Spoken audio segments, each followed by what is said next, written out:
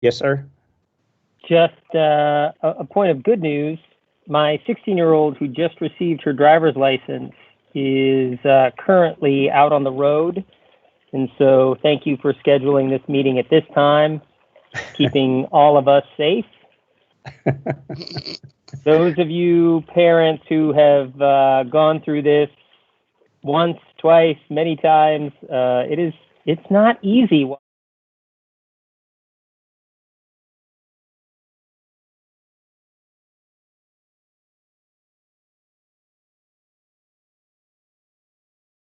Understand.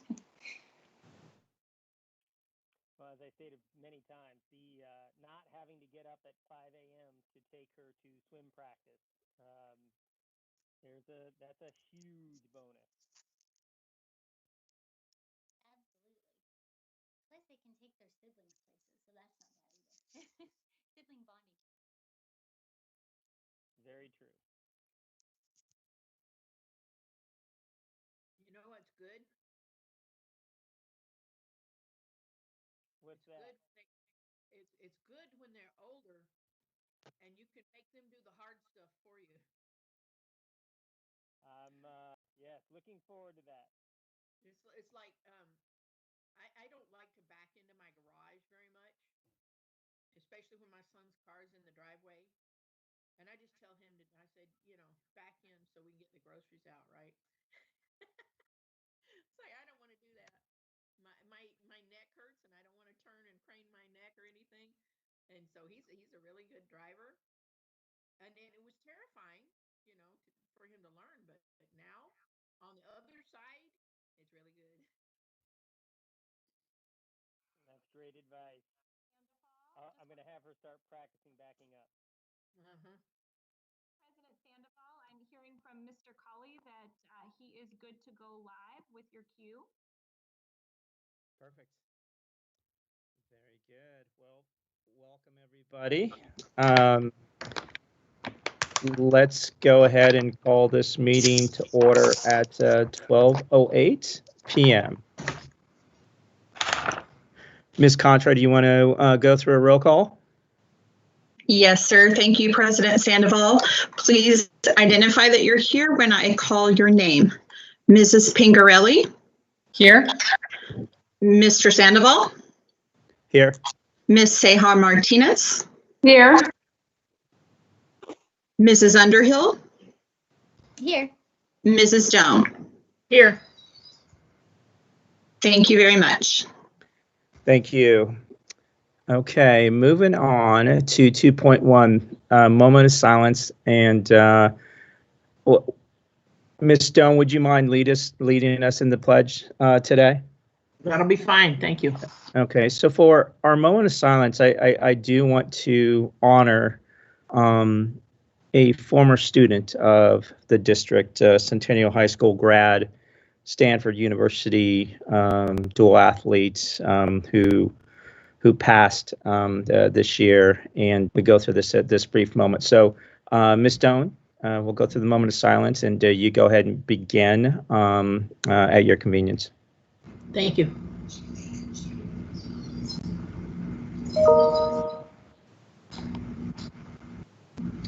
Please join me in the Pledge of Allegiance. I pledge allegiance to the flag of the United States of America and to the republic for which it stands, one nation, under God, indivisible, with liberty and justice. Thank you, Ms. Stone. Moving along to public comment, I believe we have quite a few, but it sounds like there is only one that is on matters or a matter not included on the agenda. So, Ms. Contra, do you mind reading that public comment and also launching the timer? Yes, sir. Thank you, President Sandoval. I will launch that timer right now. This first comment is from Mia Delgado. She states, "Good afternoon. I would like to know if or when any decisions will be or have been made on safety protocols for next year. Is there a committee for this? If so, how do I join this committee? Thank you, Mia." Thank you for that, Ms. Contra. Superintendent Pallas Thompson, can we please, make sure and give her an update on what we're doing with her safety and where she can add value by having her voice present at the table? We can do that. Thank you. Thank you. Okay, moving along to 4.1, the Citizens Advisory Committee update and recommendations. Before we get into the presentation, Ms. Myers, Ms. Contra, I believe the rest of our public comment is tied to this line item. So if you wouldn't mind reading those, and then we'll have Ms. Myers present. Yes, sir. Thank you, President Sandoval. Our first comment comes from Adrienne Short. She says, I apologize if I do not have the correct agenda number. I wish to comment on the override and bond. I strongly believe that we should ask for the 13% override as well as the bond. However, I think we should ask for a higher bond that would include the money to build the high school. What good will owning the land do us if we can't build the school? The high schools in northern Peoria are already overcrowded. The high school should have opened 2 years ago to accommodate the growth. Perhaps we need to close a high school in southern Peoria and sell it to get more money to build in the direction of community growth. The next, sorry, go ahead. Thank you for that. I'll let you proceed and then I'll comment afterwards. Okay. The next comment comes from Melissa Briggs. This is a critical juncture for the district, and I personally feel the future of the district is at risk if we do not address its mounting needs. Failure to take action can have devastating impact on both the near future and in the long term. The committee considered a myriad of data and scenarios, and the 3 proposals provided to the board represent an overwhelming majority and consensus of the committee members. Proposals that do not completely cover the critical needs of the district only distract from the seriousness of the situation at hand. I urge the governing board to consider what is in the best interest of the students and community of PUSD that you were elected to represent. The investments made here will pay dividends, educating thousands of future leaders of our community. PUSD has a legacy of providing excellent education to its students, and it is the responsibility of the board to continue that legacy. The next comment comes from Danielle Wiley. I am a resident and a former teacher of PUSD as well as a parent of 2 children in the district. I am strongly in favor of the district going ahead with both the bond and the override as recommended by the committee. I do wish there was money to build a new high school included, but I think recommendations of the committee reflect our best chances to get the bonds and override passed. Our schools are in need of maintenance and staff deserve the support that they need to teach our kids. I urge you to please accept the committee's recommendations. Thank you. Next request was from Janine Amity. I want to urge the governing board to have the courage to put the override and the $125 million bond on the ballot this fall. I know that there are certain people within the district boundaries who want to defeat public education. They propose false options and regularly strive to find ways of starving PUSD from the funds needed to maintain and grow.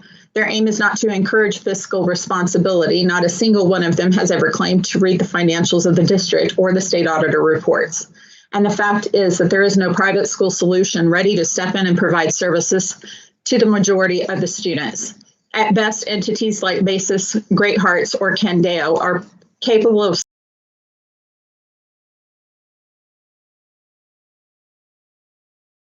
the right thing and put these conservative, limited funding options to the public. We need to have a school district that entices good families to move here. Be bold, show strong leadership, make PUSD great again, make this deal.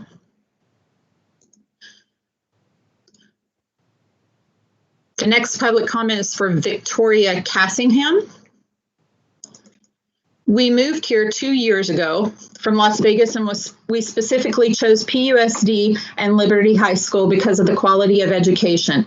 We absolutely must go for the 13% critical needs override and a critical needs bond that includes the land purchase for a high school.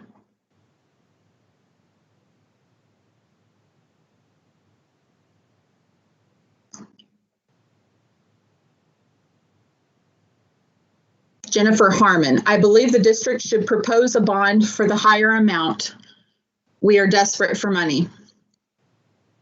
Armando Macias. I apologize. It is important that the board do what is best for our students and staff. We should continue with our 13% override and a bond that addresses immediate needs of our aging campus. We need to take over the overcrowding in our 2 northern high schools as a safety issue and ask what is required to keep all campuses safe.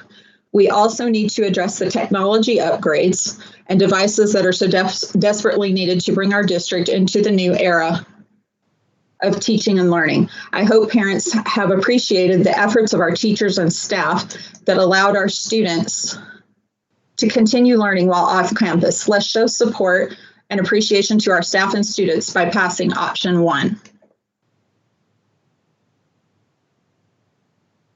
Miss Leslie Hatch. We need to pass this bond now more than ever. With social distancing, the schools need improvements, and we cannot continue to put off building a high school with how overcrowded Liberty is. So purchasing the land is a crucial next step. I am in support of the bond and override and believe we need to fund local schools. Caravan Buskirk. As a parent of 2 children with Peoria Unified School District, I have seen the amazing benefits and resources our school district has offered to our children over the past 7 years. I am also very concerned that without adequate funding to our schools, many of these resources, which are so critical to not only our children's development, but also to the future health of our community, will disappear. Our community in North Peoria has seen massive growth over the past several years, and I strongly believe that funding education for all of our children is necessary to support this growth. Please vote to affirm an election for both bond and override for the health and future of our children, our schools, and our community. Thank you for your time and consideration. Jill Melarani.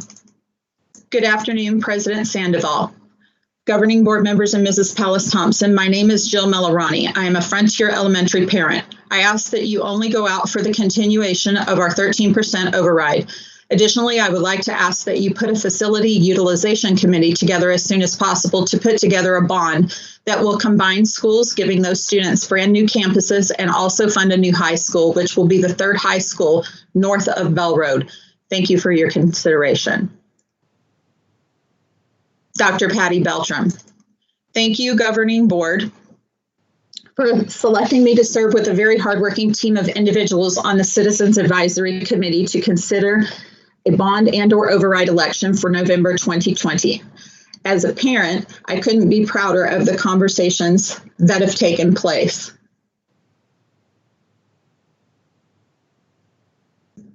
I apologize.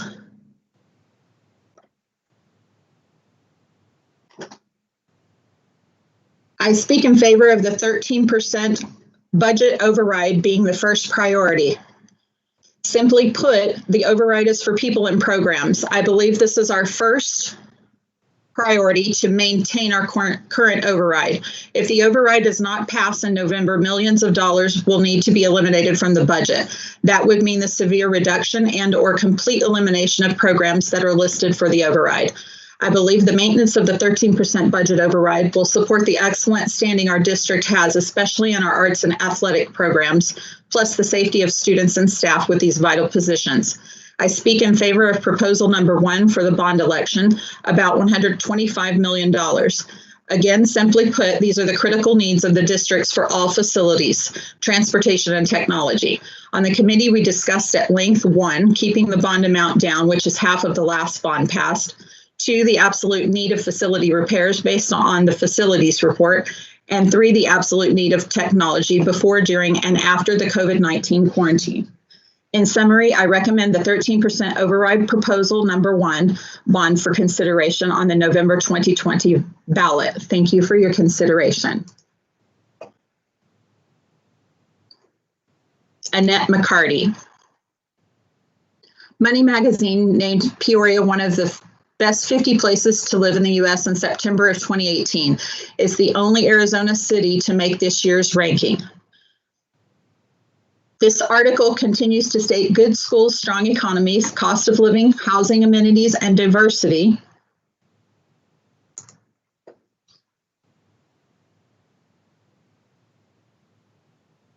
I apologize.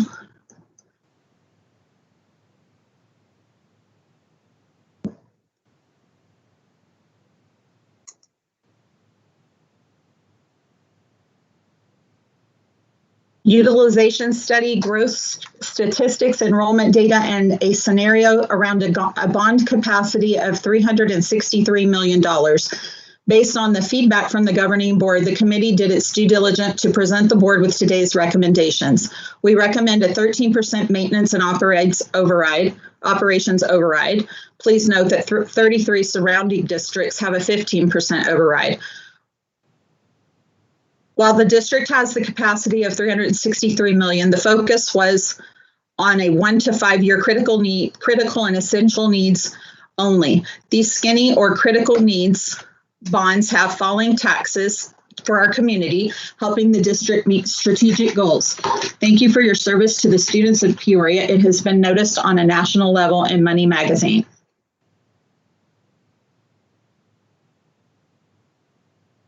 And the last is Annette McLeod. As a mother of a high school and junior high aged kids living in the northern part of the district, I would really like to see a bond that includes the purchase of land for a high school on the ballot. And that concludes all of the public comment for this agenda item. Thank you, Ms. Contra.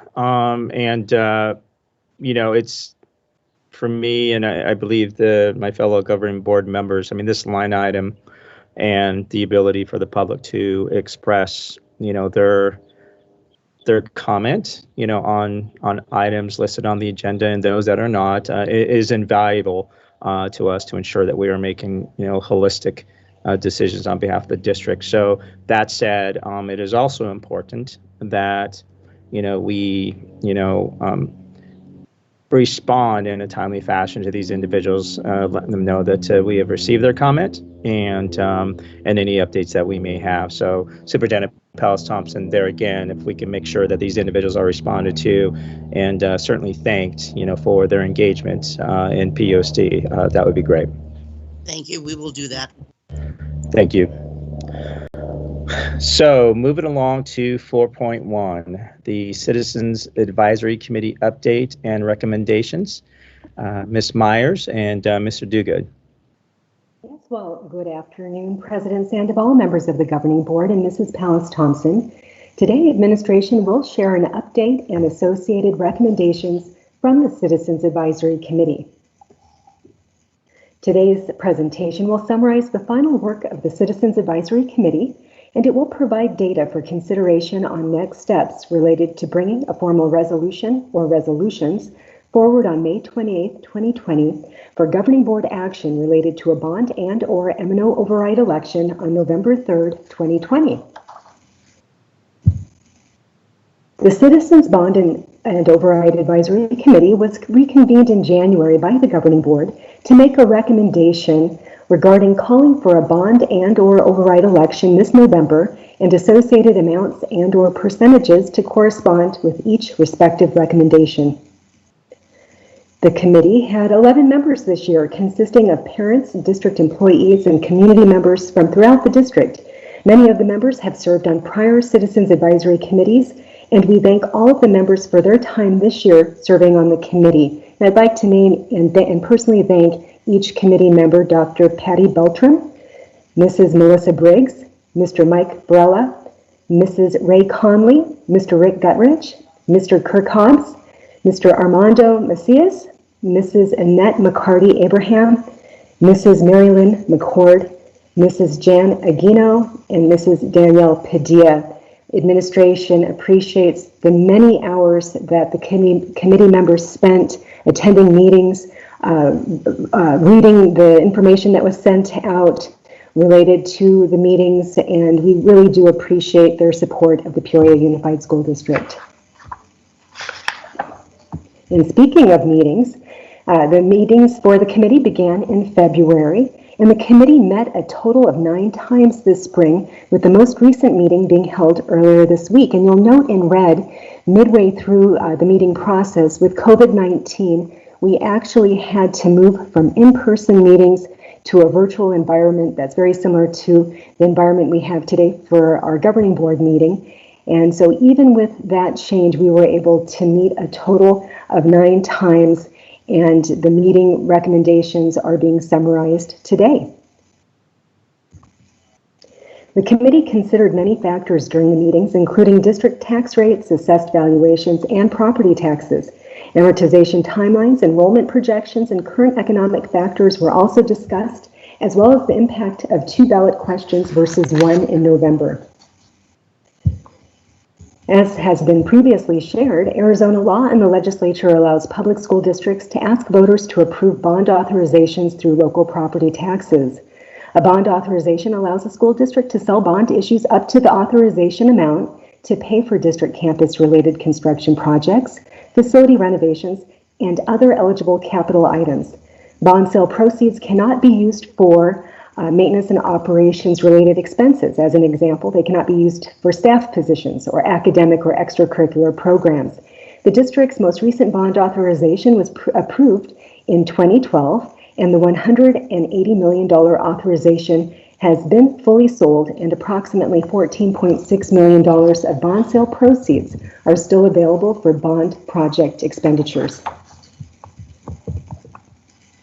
This year, the district engaged ADM Group and Think Smart Planning to conduct a district-wide facility assessment and utilization evaluation.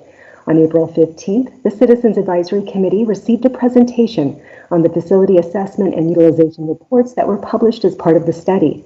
The resulting reports identified $301 million in facility project needs over the next 15 years, ranked high, medium, and low priority, $132 million in identified elementary school and district facility project costs over the next 5 years, and included in this number are $119.8 million in essential and critical projects. A population of elementary schools have a lower utilization rate than other elementary schools, which was identified in the study. And it was also noted that project costs have been identified at the schools with lower enrollment.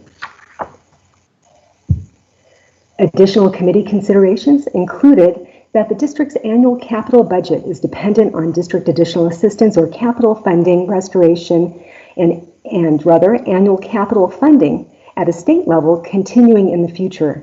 Other bond considerations included our Information Management Technology Department's presentation to the committee, summarizing $33.7 million of district-wide student, staff, and system technology needs over the next 7 years.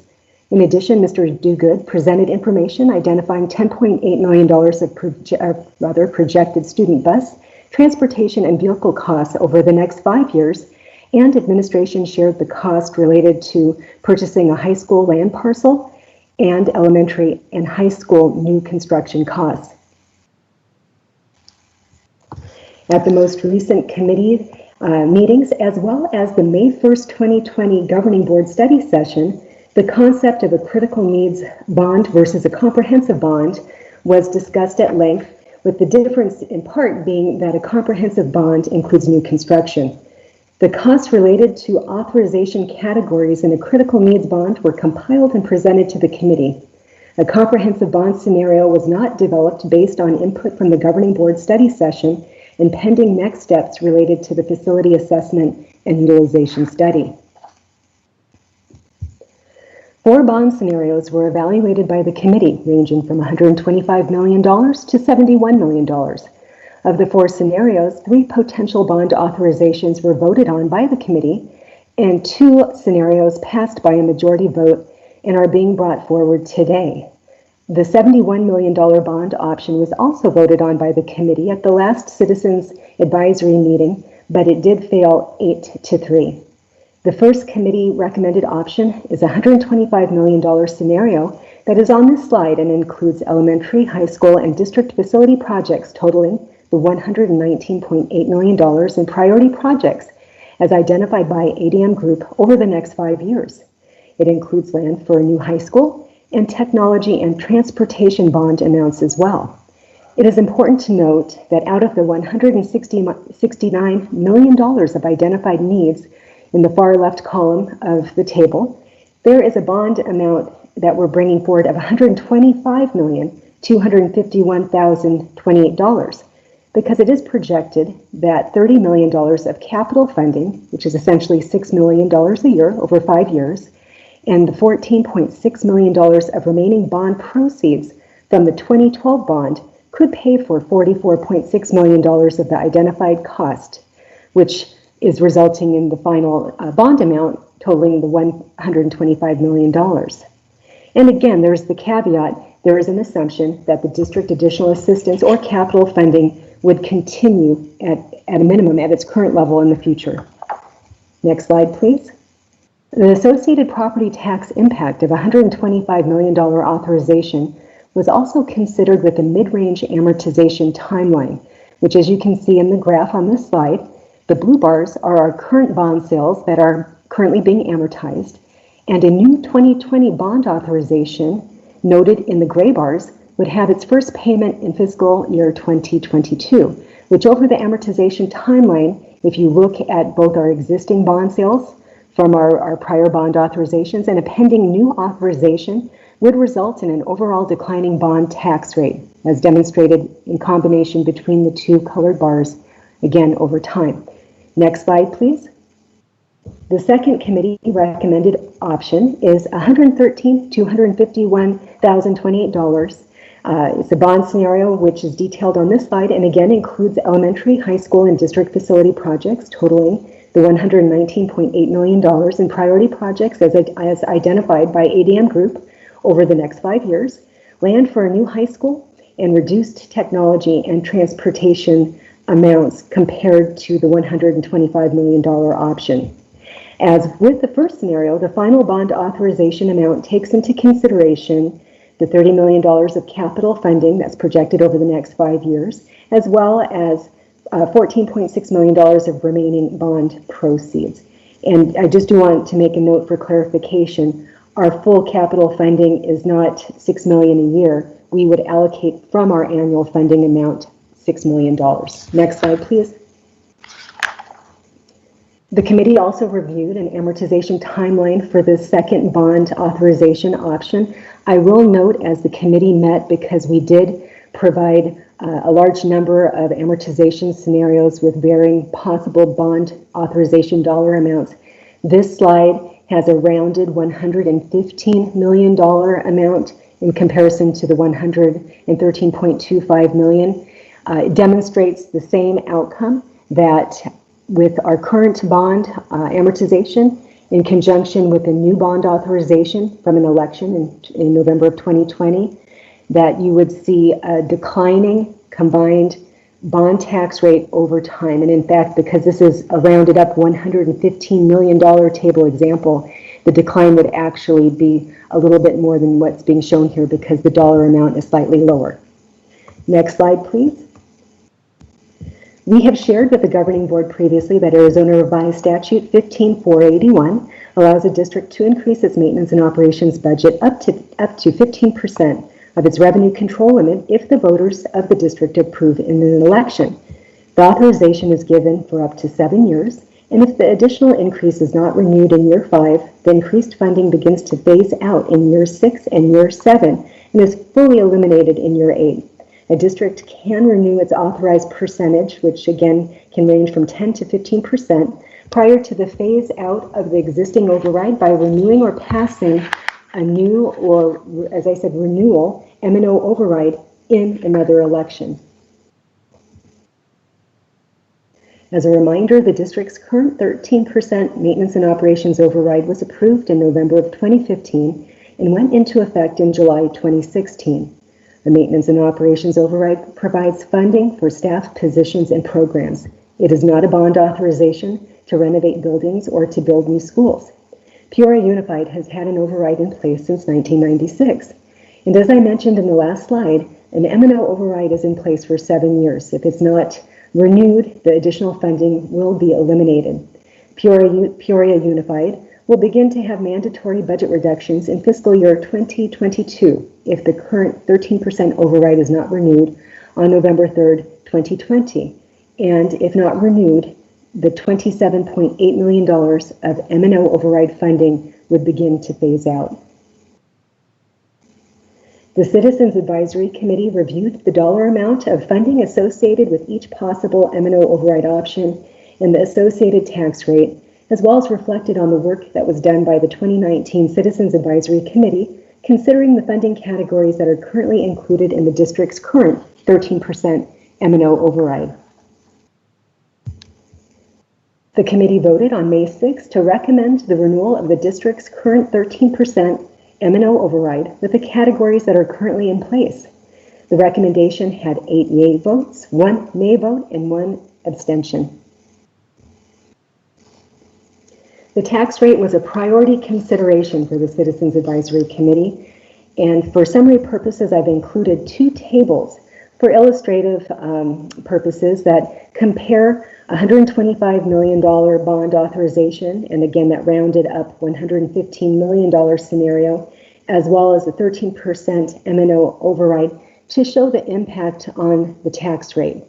And as you can see, renewal of our 13% override is not a new tax, it's a continuation.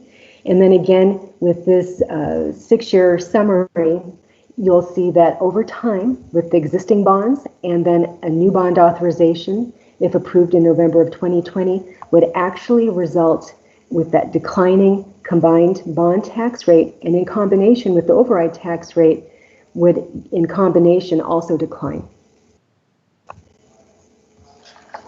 The committee also felt it was important to share with the governing board the priority of their recommendations, and on May 19th, a majority of the committee members voted to identify the $125 million bond and 13% M&O override renewal as a first option, and the $113.25 million bond and the renewal of the 13% M&O override as a second priority option. The recommendations will result in next steps, and administration is now available to receive direction from the governing board related to the May 28, 2020 governing board meeting and associated pending approvals related to a bond and or override election in November. And with that, this concludes the presentation. On the next slide, administration is available to answer your questions at this time. Ms. Myers, thank you both very much for stepping in and leading this committee to be very intentional, right, about taking a look at the district as a whole, understanding the variables that you mentioned earlier, the fact that we have the utilization study out there and, what that may mean, right, in subsequent years and asks, if you will, and having a global focus, on our just cause, which is why we're here, our students at 37,000 plus and, our 4,000 plus associates. So that said, Ms. Stone, questions, comments? I do have some questions. So, Ms. Myers, when you were discussing the immediate needs that we have, what was the words they used? Critical, and what was the other word? Thank you, Mrs. Doan. ADM Group used essential and critical as a further definition within their priority recommendation of $119.8 million over 5 years. So essential was for that absolutely must be done, right? If I may, Mrs. Doan, President Sandoval, the definition of essential, and again, I'm reading from ADM Group's report, so this is their definition, is roofing, electrical infrastructure, plumbing infrastructure, HVAC, and fire life safety. The definition of a critical project includes site improvements, site utilities, foundation, substructure, superstructure, exterior wall system, exterior doors, interior partitions, interior doors, interior floor finishes, interior wall finishes, interior ceiling finishes, specialties, conveying systems, plumbing fixtures, electrical lighting, and equipment and furnishings. ADM Group then also subsequently applied a safety percentage to each category, with their evaluation that the essential category had a 23% safety project percentage and the critical an 11.4% safety percentage. And did you say during the presentation, I believe I heard you say that a lot of the critical and essential needs were in some of the elementary schools with low attendance? President Sandoval, Mrs. Doan, I made a broad comment that Right. there are projects that have been identified at some of the schools that have lower enrollment, and it was meant to be a holistic comment. Yes, but I'm thinking we might be able to practically save some dollars. We're probably going to eventually have to close one or more of these schools. And if we could do that sooner rather than later, how much money might be saved there? And we wouldn't lose children because the children would be served at a different school, because there is the ability to combine, and we could focus those monies on one school rather than on two. And I think that would be a better use of our monies than keeping open two schools with less enrollment.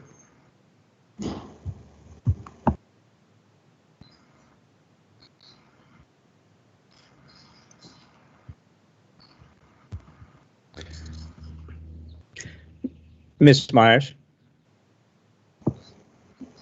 Yes, President Sandoval. Yeah, thank you. And Ms. Doan, thank you for the comments. Now, with the bond, I think in a prior board meeting, Ms. Pingarelli asked the question around the flexibility of the bond, meaning, if there were dollars allocated to a particular site, if that site, was one that was going to be adapted to kind of the new infrastructure of PUSD, meaning potentially being condensed, those dollars, we do have the flexibility to move those to other sites. Is that correct? Thank you, President Sandoval, members of the board.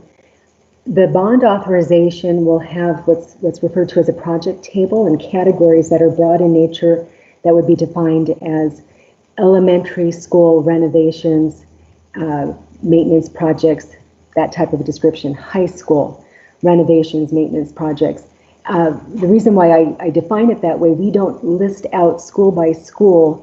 The allocated amount is rolled up by elementary school, it's rolled up by high school, and then there's what's defined as a district facility, technologies, its own category line item, and then student transportation vehicles. So to answer your question, if a need arose between two elementary schools that changed over a period of time, there could be flexibility with how bond dollars were spent between those two schools, because the total dollar amount is by the category elementary school renovations and projects. Gotcha. Perfect. Thank you for that.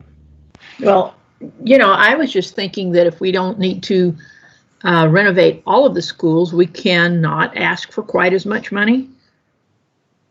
That's where I'm headed, because I genuinely believe that in today's atmosphere, we're going to have opposition if we ask for a large bond. I really do.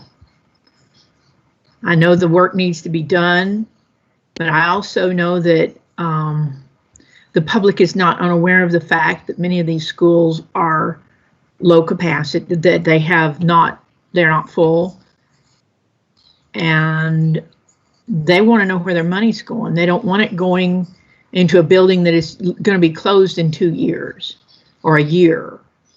And I'm saying, why don't we do it now and save that money in the first place? And I understand, Ms. Myers, about the bonds, that the money is not dedicated to one school or the other, but if we're renovating less schools, less elementary schools, then we need less money for that purpose. It essentially, and I do have a question though. If we go out for a bond, how often can that be done? Until we reach our capacity, it can be done anytime, right? Mrs. Doan, members of the governing board, the capacity, the debt limit, the bonding capacity, that dictates in part how often a district can go out. And also districts are very mindful of the tax rate. So impact on the tax rate can also impact the timing of when a district goes out to ask for a bond authorization. Thank you. But that does mean that if we delay asking for a bond, that doesn't stop us from asking for a bond next year, right?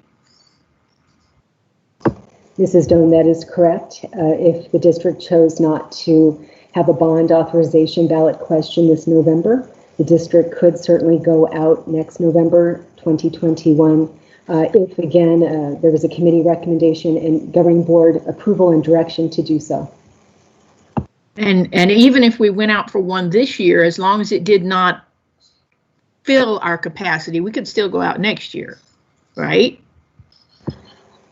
A district technically could, however, one consideration is there is a cost to an election. And right. In addition to that, from a planning perspective, if a district were to try to go out every year or two to ask for a very small bond authorization, some of the uncertainty related to the outcome of that request might impact planning, as well as there is a cost associated with a bond sale. So to answer your question, yes, there could certainly be 2 elections in a small time frame.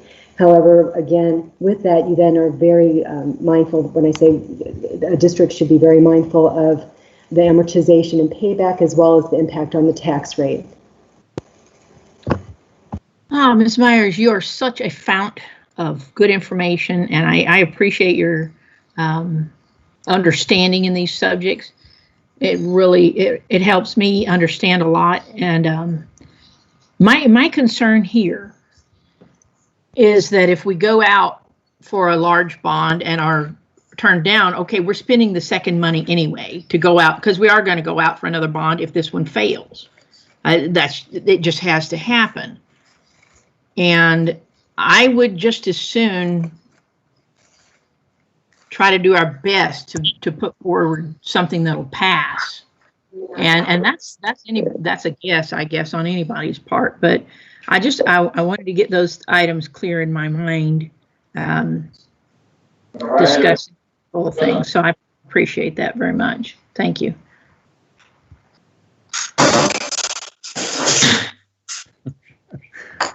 Thank you, Ms. Stone. I believe someone doesn't have their mic muted, but moving on, Ms. Underhill, I apologize. Oh, no, that's no problem. Yeah, I also want to thank the committee. I know you guys have just poured over, information and spent a lot of time to develop what I think are some really good recommendations, and I just appreciate that. I guess I'm a little people talking about this as a large bond. I feel like, we've gone out for much larger bonds in the past, and this is really a focused critical needs bond. And even if we are to, eventually close some schools, this bond doesn't even begin to touch some of the medium, and lower priority things that we need to do as a district to make sure that our kids are safe and in the best environment. On the side of, or on from the perspective of underutilized schools, I also think that we don't really know what's going to happen or what the plan will be in the fall, but some of that underutilized space may come in handy if we in fact are having to social distance our children, like we've been hearing about from the conversations in the community about education, or children having to attend on alternative days or have alternative schedules and those kinds of things. So I don't know that necessarily thinking about going out for a smaller I feel like this bond is exactly what it needs to be. So I don't feel like it's a big bond. There was a lot of thought put into what is actually critical on the side of technology with our new situation with COVID. I also think obviously that's going to be a very critical component of this bond. And so I guess I would say that in talking about the size of the bond, I think it's sized just right for where we are right now. And I know that with the crowding in the north, purchasing the land is a critical piece as well. I would also say, as far, we are not necessarily talking about the override at this point, but the override as well. We needed the override. We rely on it heavily.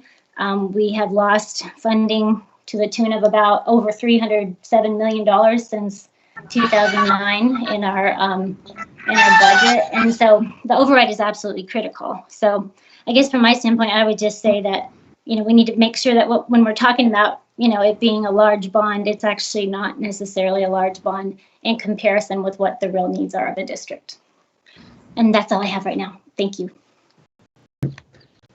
Thank you, Ms. Underhill. Ms. Pingerelli?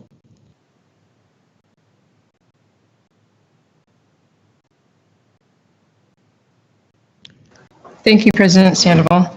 I just wanted to, one thing, address Ms. Underhill's comment about not having the underutilized schools. It might be beneficial because of the social distancing.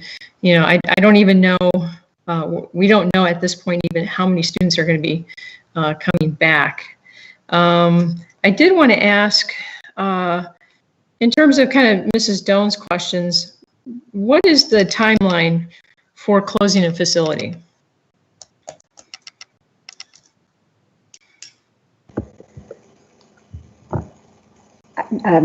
Mrs. Pingerelli, President, all members of the governing board, I'll certainly offer some broad comments, and then I may ask other administrators to add to my comments. But there is a prescribed process related to the closing of the school, and that includes certain notification requirements as well as notification and approval from the school facilities board. So it's something that does take time, and it has prescribed steps that need to be followed. Also, it is important to note that if a facility is closed and there are decisions related to that facility, for instance, to perhaps sell that facility, there are oftentimes requirements to have those types of transactions voter approved.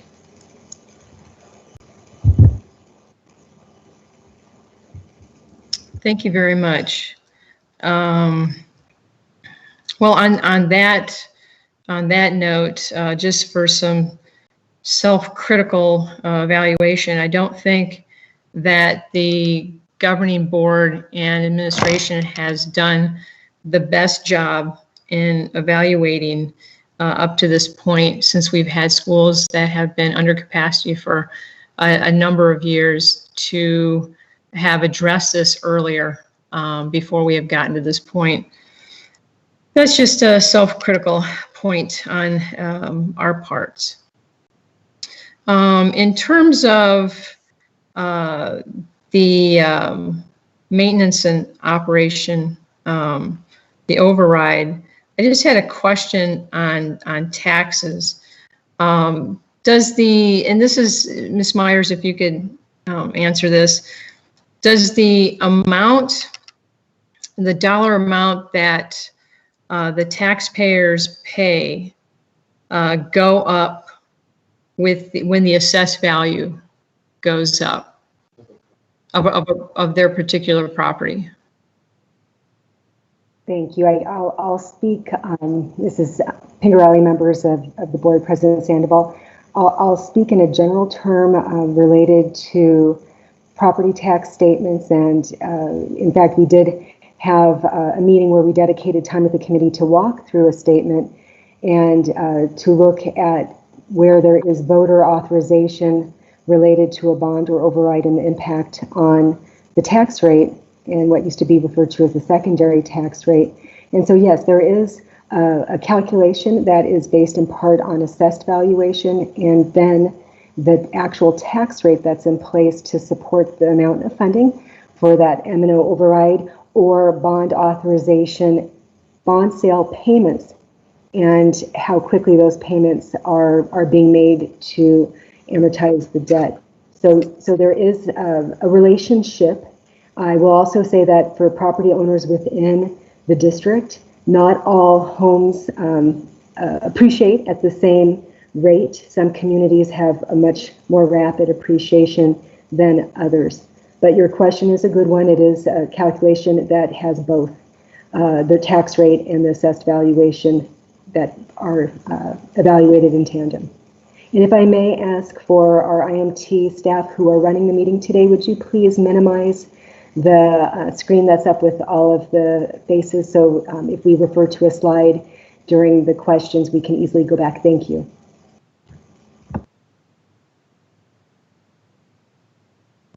So Ms. Myers, just to be clear, so as the assessed value goes up on their property, a taxpayer will be paying more? That would depend on an individual taxpayer's increase on their assessed valuation in comparison to changes in the tax rate. And then secondly, it is important to note that the qualified tax rate, rather, that's set at a state level, that is not dependent on the Peoria Unified School District or ballots being approved by our community. I just want to make that distinction, and that's where that primary, secondary descriptor comes into play. So it would depend on any change in the tax rate going down in comparison to an increase in the assessed valuation, if it indeed resulted in an increase or not. It could, but again, I would have to look at a calculation to answer that question for you related to a specific homeowner as an example. Thank you very much. In terms of the bond and the override, and I guess this would be President Sandoval and Mrs. Underhill question. Are they going to be agendized separately, so the board will be voting on a bond separate from the override? Yeah, I believe that is the vision, if you will, of pending this discussion. They will be agendized separately. I think that's how we've done it in the past, right, Ms. Myers? Thank you, President Sandoval. In recent years, we have ultimately not had the two on the same agenda that I can recall going back. Our most recent election had a question between two override percentages, and those were agendized separately. And then the 2018 bond was its own agenda item, as well as the 2016. So I can't recall in recent years where we've had to consider the two questions.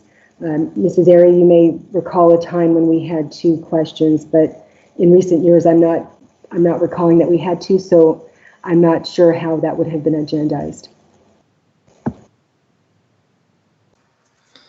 And then, oh, sorry, President Sandoval, go ahead. Sorry, Ms. Pingarelli.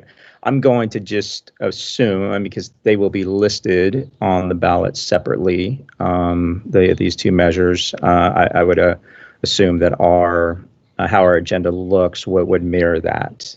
We would have a line item for the override, and then its language, and then a line item for the bond and its associated language. That would seem to make sense. Okay, thank you very much, President Sandoval. And then also just kind of how things will be agendized in terms of dollar amount or percentages for the bond and override.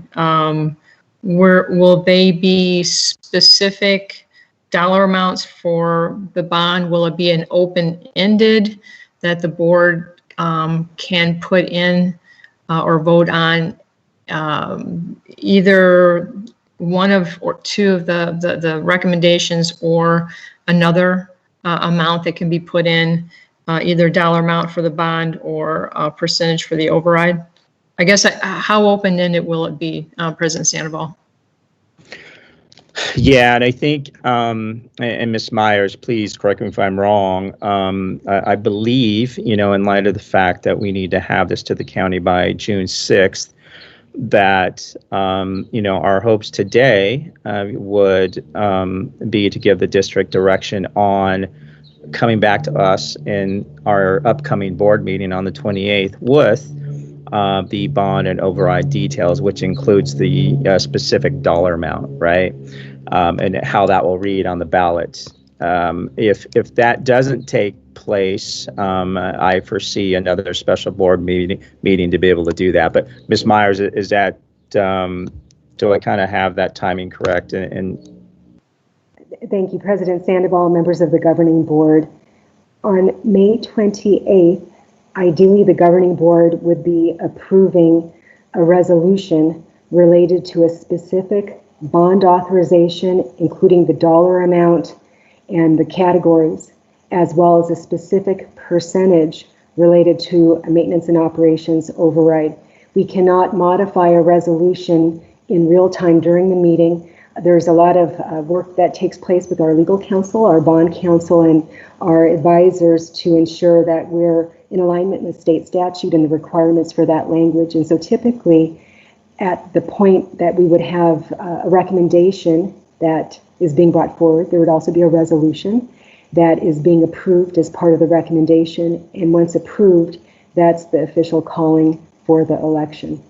So if we could, as administration, receive clear direction today, that would help us bring back the appropriate resolutions to be part of the agenda items for consideration. We can certainly bring back more than one resolution to attach to an agenda item, but we would need to know in advance what needs to be included in the resolution.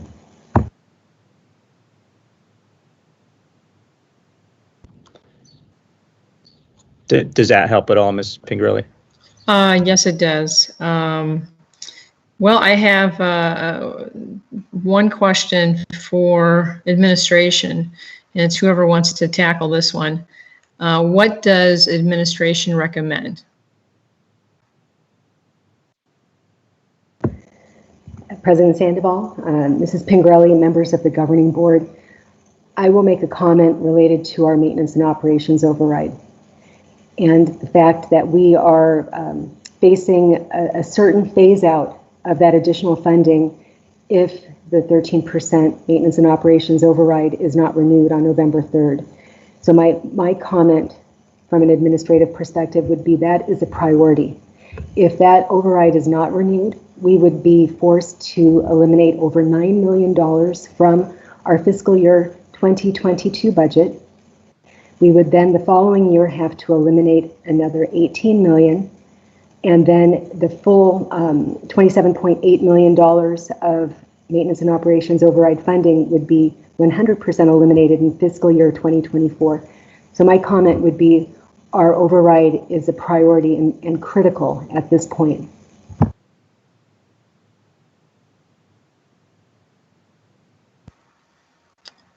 Thank you very much, Ms. Myers. I don't know if any other administration wants to chime in on that and or the bond. Mr. Sandoval, Mrs. Pangarelli, I can chime in. I would agree with Mrs. Myers. The override is critical. That there's no question about that. Also, the needs of our district suggest that the needs that we have presented in a bond are also important. You know, if we're asking what we needed, we probably need closer to 200 million to bring us up to state of the art as far as bond buildings and whatever. Having said that, I know that there's a variety of opinions with respect to what will pass, what won't pass, what are our essential needs, what are our critical needs. That's up to you guys to give us an indication of how you're viewing it, how you view the community that you're talking to, saying what is going to pass. It'll be, you know, a miracle. Everybody has a different opinion of what can pass or not. What is essential is that you can come to an agreement on first the override, and that was one of your questions, I believe, Mrs. Pangarelli, can we vote on these separately? The override is something that we have to make sure that we have in place. And then if we can have an agreement on what bond will be not just livable for the next, 6 months, but will hold us over till we can really sense what our facility utilization board is going to or committee decides. That's important. So again, I'm going to start with Michelle talking about, the dialogue. I think now has to be, the committee was pretty firm on saying we want to go for both, when 13% was the number. We brought it down from 15 to 13 from the last time. I think 13 is a very reasonable number to be talking about. If it's hooked in with a high level bond, the high number bond, there's room for negotiation and looking at it, but definitely need an override. And so I think if you guys can agree on that first, and then take a look at, all right, are we going for a bond? And if so, how much? There could be more dialogue and conversation around that. Thank you very much. That's all the questions I have at this point. I'd like to hear what my fellow governing board members has to say. Thank you. Thank you, Ms. Pingarelli. Ms. Sarah Martinez? Thank you very much. I appreciate the Q&A and dialogue between our governing board members, and definitely starting off with thanking the community, the committee, our administration for having such robust conversations and not shying away from asking those difficult questions and insights. So first, I want to say thank you for that.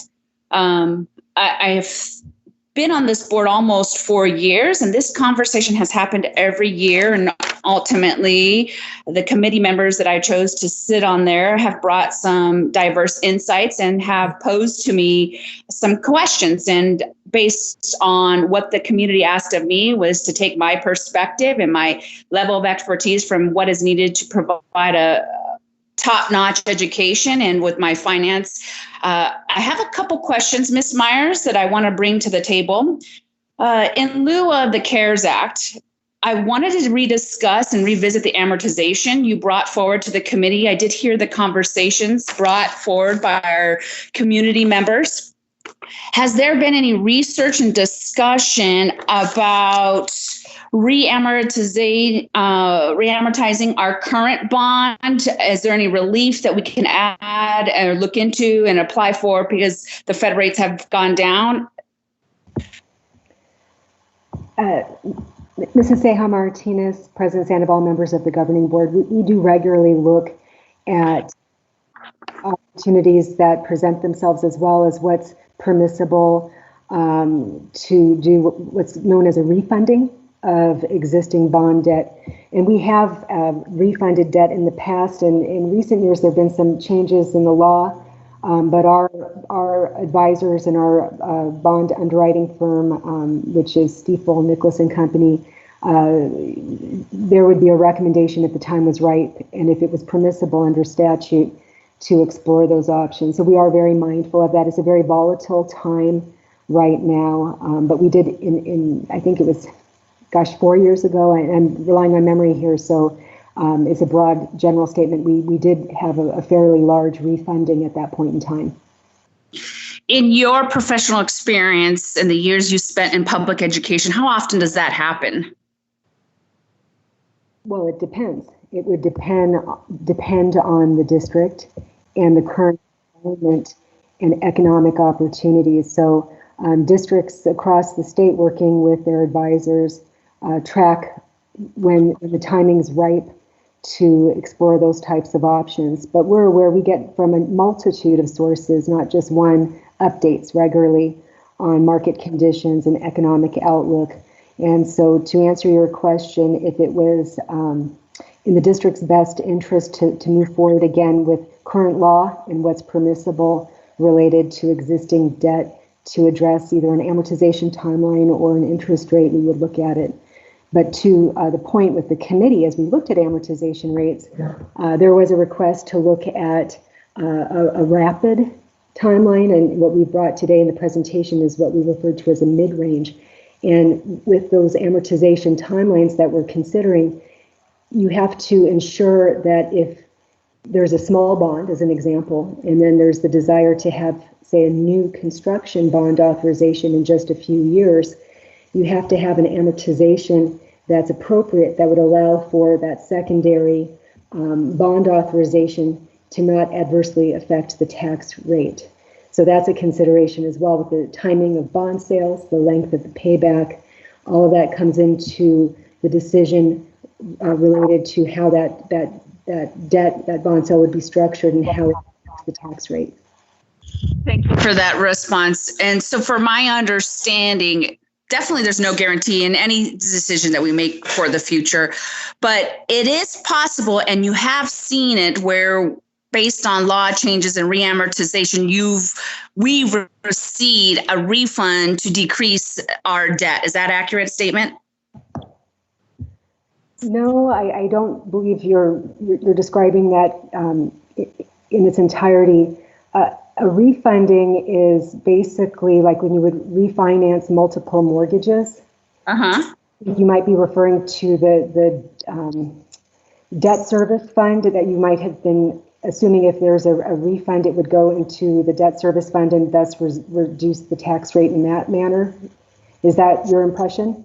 That's correct. I'm just trying to understand that if we're looking forward, could there potentially be a tax decrease as a result of any one of those scenarios of reamortization?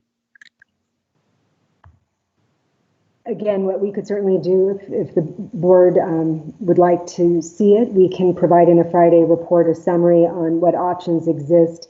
Again, the last 8 weeks, tracking, as I'm sure you do from a professional perspective, the changes with market conditions and interest rates. There's some long-term planning with those types of decisions, as well as the cost. So you also have to weigh the cost benefit to those types of activities.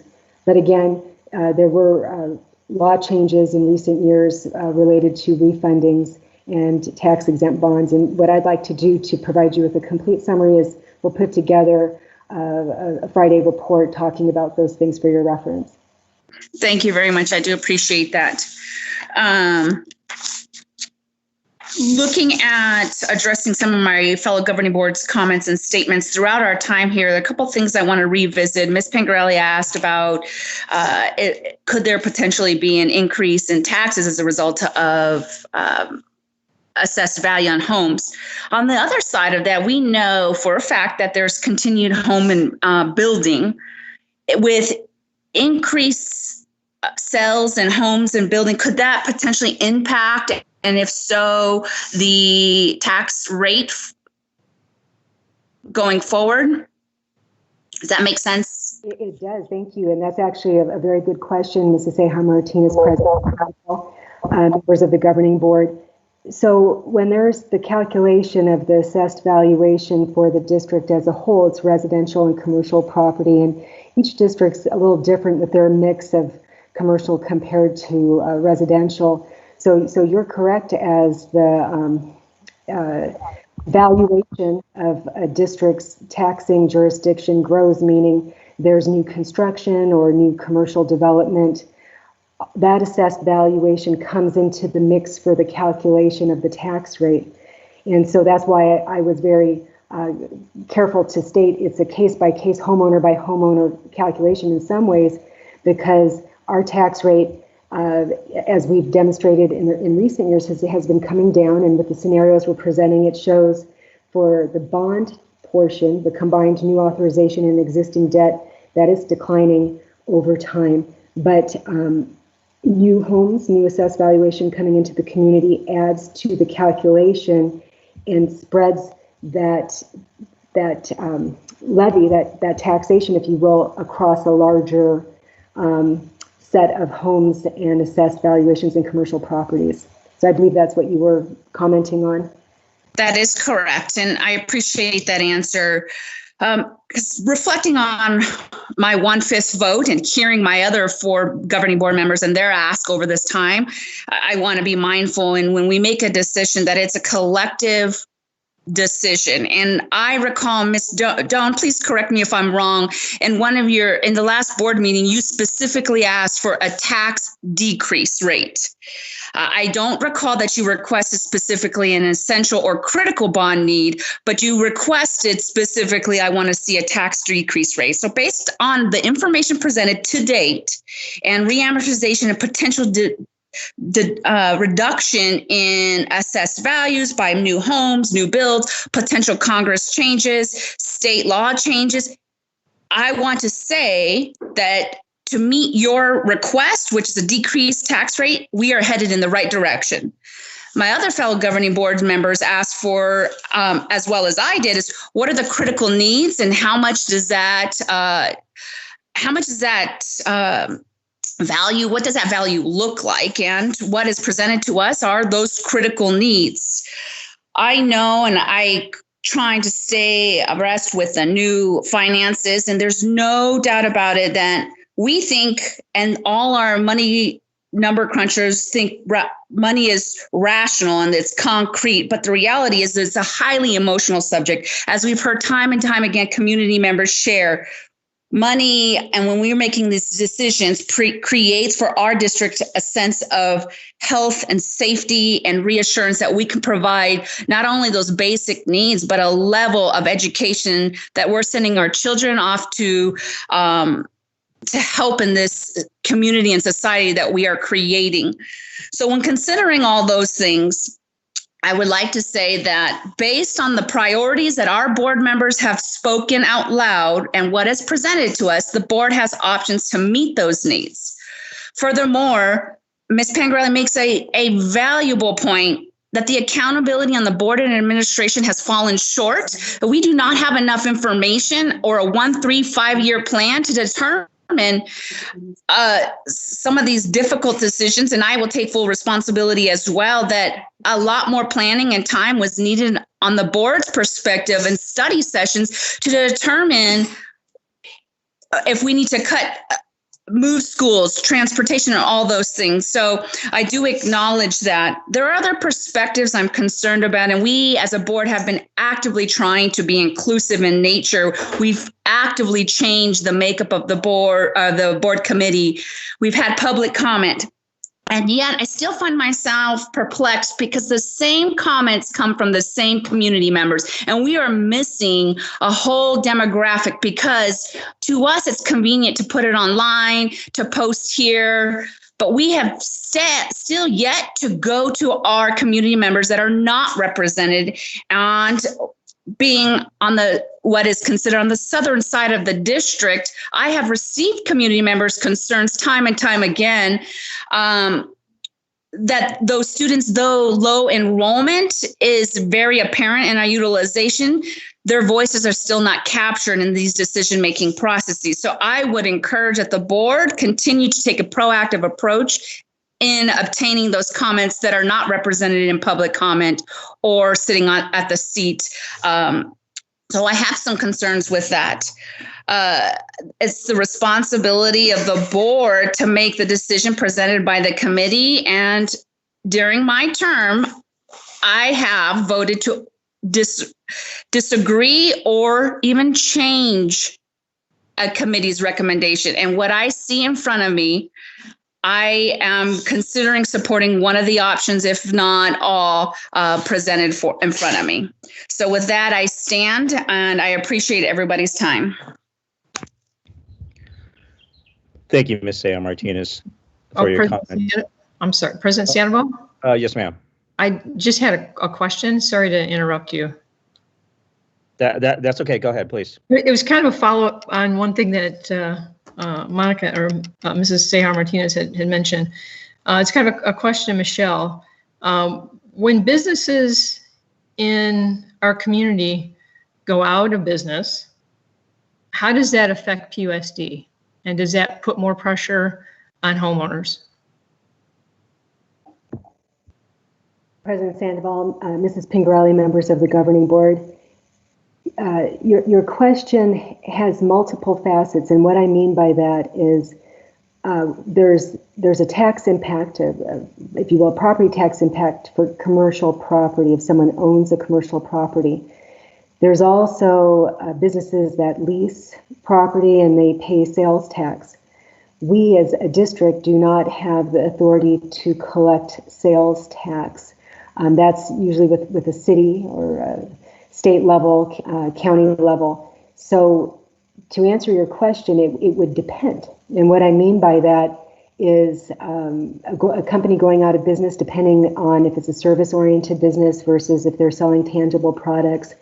What's the impact on the sales tax in conjunction with the unemployment factors that they no longer have people on payroll? And then, of course, there's that commercial property piece. So my response would be, from a property tax perspective, we do benefit from commercial property. As far as businesses going, supporting a community, it's impactful to many entities, not just a school district, but we don't receive direct sales tax revenue from commercial businesses in our district. So, Ms. Myers, so if a business goes out of business and the owner is not able to get another anybody to fill in or to come into that business and that building stays vacant, how does that affect PUSD? Thank you. I'll respond to that follow-up question in a moment. I do want to add a caveat to what I just shared. I was referring specifically to local sales tax collections. A reduction in sales tax revenue does have an impact at a state level. And you've heard me mention multiple times that the state is projecting a $1.1 billion deficit. So I just want to be clear with my response. I was looking at it through a very narrow lens, but I wanted to add that holistic comment that it does then affect the revenue that's available for state level funding. So I just wanted to make that comment, and that would affect all districts. The second response regarding your question on empty buildings and commercial property, my response would be in Peoria Unified, we have a much more heavily weighted residential tax base than commercial, if you compare us, say, to Phoenix Union. So if we had a large volume of empty commercial properties where people were not able to pay the required property taxes, that could be impactful, but it may not impact Peoria Unified in the same way it would other districts, because our overall mix is less dependent on commercial, because we don't have as many commercial properties here in our district. Thank you, but there would be an impact, even if it's not the same ratio as it would be for, say, Phoenix Union. Well, the county always focuses on delinquent taxes. So if someone had a responsibility to pay a tax and they couldn't, the county does continue to pursue that liability. But again, your question is a broad one, and my response would be we do not have a heavily weighted commercial tax base. If a commercial property owner could not pay their tax on time, the county has mechanisms to pursue that delinquent tax. And we do regularly receive payments for delinquent taxes. So it might ultimately be a timing issue in some ways. But it could reduce the property tax payments if indeed the commercial property was vacant. You're correct with that. Thank you, Ms. Myers. Thank you, Ms. Pingarelli. Ms. Sam Martinez, I think you had your hand raised. Yes, thank you, President Sandoval. Ms. Pingarelli, I appreciate you bringing up that point, because that is a valid insight, as Peoria Unified is one of the largest employers in the city of Peoria, employing 4,000 employees. Some of those employees, and I don't know the correct percentage or ratio of how many employees live within the city of Peoria. And if we do not pass an override of 13%, we essentially be cutting a large portion of our employees that help contribute to our local economy. So I appreciate you bringing that concept up. Yeah, thank you for that. And fellow board members, thank you all for your different perspectives and lenses. It is that, that influences our ability to make very global and relevant decisions on behalf of the district, which is why we signed up for this role. And really, it's to serve the 37,000 plus students and the over 4,000 employees that Ms. Seja Martinez just mentioned. They are our primary target, right? And then how that impacts the community as a whole. A couple things, Ms. Myers. I appreciate Ms. Pingarelli's perspective on, kind of the ebb and flow with businesses, existing and closing, and certainly, how home evaluations may potentially increase taxes, et cetera. But I would assume, conversely, would be the same, right? As the city of Peoria continues to have a focus on driving, has certainly a whole team around economic development and bringing on, more businesses within the city of Peoria. And to Ms. Seja Martinez's point, when you have a thriving school district, there's no doubt you have a thriving community, and that in and of itself not only drives new residents, but it also drives the organizations, companies, to want to reside, whether it be a satellite office or their corporate offices in the city of Peoria. So I think there again, as conversely, even with our home values, I mean, there's data out there, and it's said that a thriving community or a thriving school district does equate to a thriving community. And if we don't take a look at our critical needs in this case, and continue to fund and collectively, right, and actually invest in the future of our economy. Certainly the future of our home values, Social Security, et cetera. I think, potentially our home values could decline, as a result. So that said, and Ms. Underhill brought up the fact that any one of these options, they still don't address the global needs, of our district. And so I think, as we take a look at, and we did that, and I believe the committee did that intentionally, right? I mean, because we do know that we have a utilization study that's out there. We do know that it's going to take time to mobilize a committee, which I know is on our radar, and at the will of the board, we'll do that in short order, to take a look at that study and to make sure that all stakeholders are included, to Ms. Seja Martinez's point, as within the district as a whole.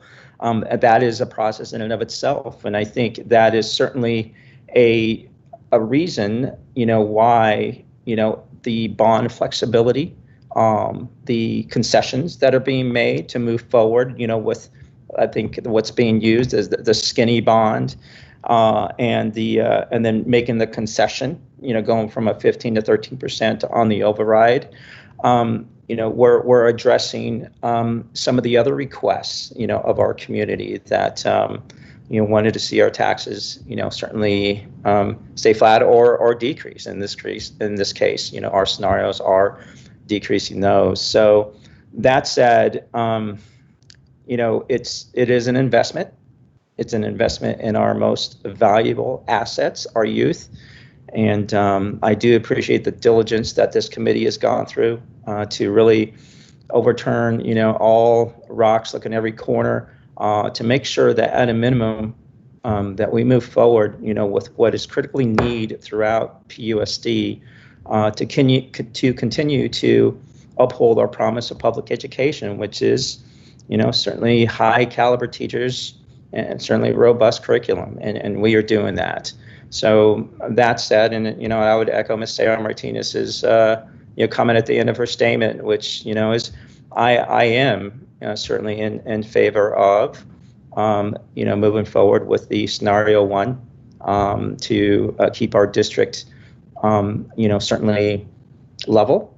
And then as we understand from the utilization study kind of where that may shift, it does address our needs for a new high school in the northern sector of our district, which we've needed since, at least since I was elected to the board. So we need to continue to move in a direction that addresses the growth, continue to move in a direction that addresses the every student every day, prepared to shape tomorrow, prepared to be confident and adaptable in the 21st century workforce. So thank you again, team, for all your hard work. Ms. Pingerelli, I do see you that your hand is risen, so I'm going to go ahead and mute myself and allow you to comment. Thank you, President Sandoval. Just to follow up on Mrs. Sejar-Martinez's comment, I just want to point out that the vast community, or the vast majority of our community, are not employed by PUSD. The governing board made sure that PUSD employees were not furloughed and continue with their full pay, with their contract. That is not what's happening with a big part of our community. And I just wanted to point out that they are struggling, and I'm sure that you all know that. I'm hoping you know it. So I agree that the M&O, the override is important, and that's why I believe that it should be slightly less than the 13%.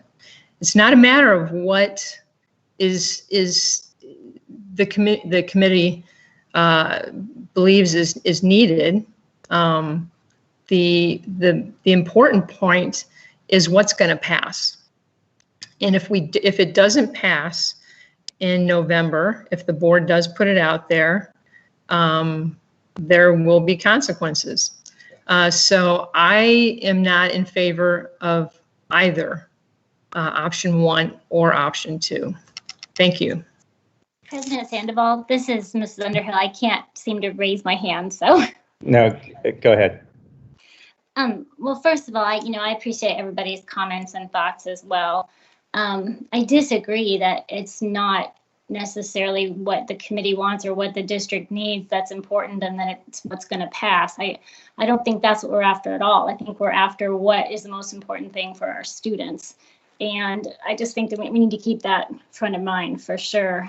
I think from my standpoint, we absolutely need to go for the override. I recognize our community is in a different state that we have been in previous times, but I believe that we have come down from the 15% that we went out for and nearly passed last time. So I also feel that during this time, our schools have proven to be a critical hub for our families and our communities.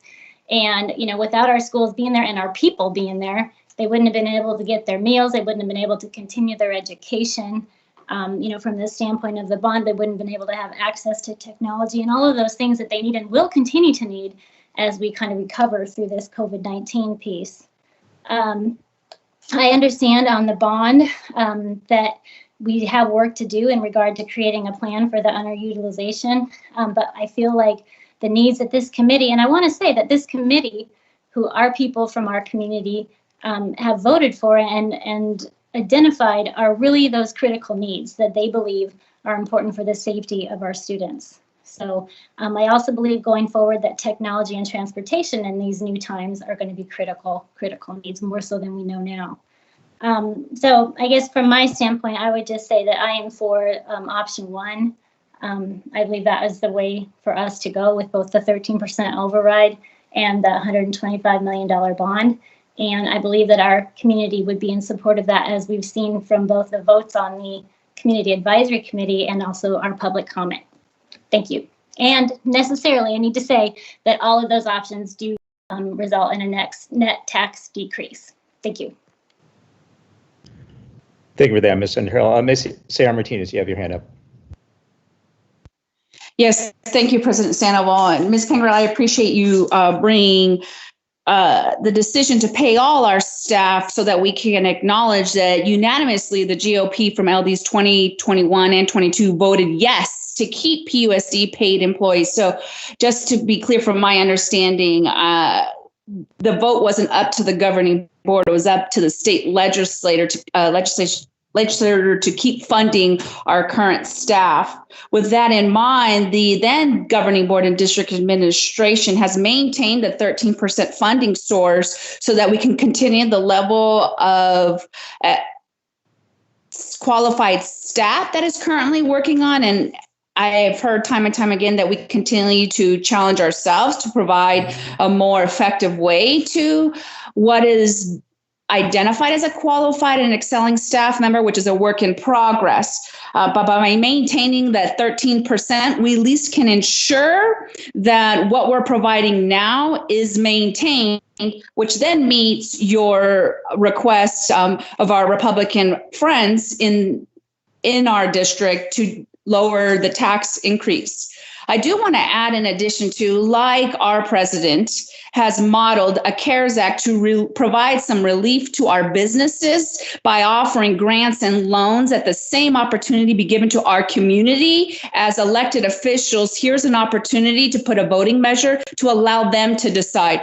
There is no doubt in my mind that this new election is going to bring out look different, and we honestly can't predict what that vote is going to look like, but we have seen our elected officials at the state and national level offer relief to our businesses, and I would ask that our community offer the same kind of relief. And there I stand. Yeah, thank you, Ms. Sarah Martinez. Ms. Pingarelli, you have your hand raised.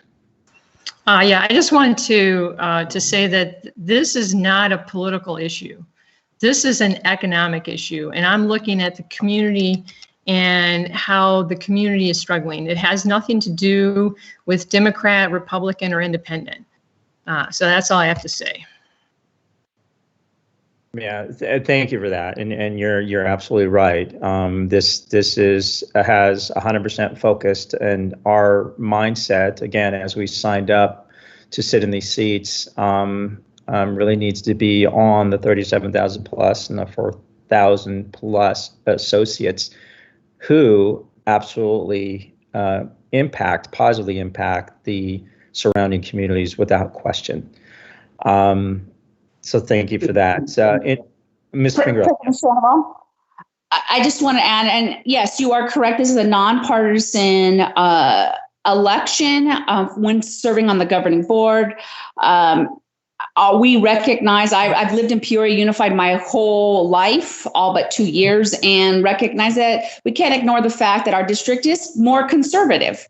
And so discounting their voice is not something we need to do or should do, but essentially elevate their concerns that we need to take a more fiscal approach. Part of that is a responsibility of funding public education so that we can meet the needs of all our districts. And in this essence, you've asked, and community members have asked, no matter what side of the aisle they stand on, to consider the economic impact that we're having. And we've met that.